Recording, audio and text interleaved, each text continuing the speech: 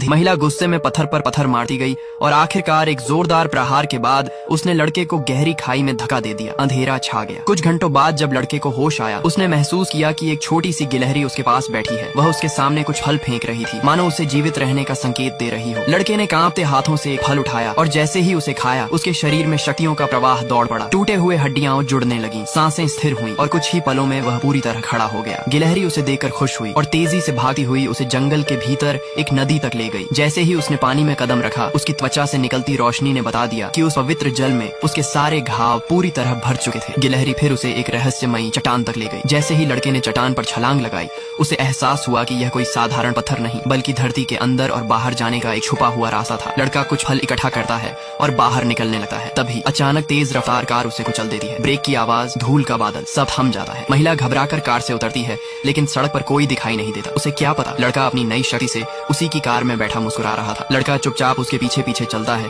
बीच बीच में उसे डराने की शरारतें करता है और फिर अंत में गिलहरी और अपनी शक्तियों की पूरी कहानी उसे बता देता है। वह महिला से घर छोड़ने की विनती करता है। घर पहुंचकर लड़का गिलहरी से कहता है कि अब वे हमेशा उसके साथ रहेंगी। वह अपने गरीब माता पिता के पास पहुंचता है। उसे देखकर दोनों हैरान रह जाते हैं, क्योंकि उनके लिए तो वह मर चुका था। वे कई सवाल पूछते हैं, लेकिन लड़का केवल इतना कहता है कि यह बात यहीं दफन कर दे। कुछ दिनों बाद वह अपने अमीर दोस्त के साथ एक शादी में पहुंचता है। दोस्त उसे जाने से रोकता है, लेकिन लड़का उसकी बात नहीं सुनती। महिला गुस्से में पत्थर पर पत्थर मारती गई और आखिरकार एक जोरदार प्रहार के बाद उसने लड़के को गहरी खाई में धक्का दे दिया। अंधेरा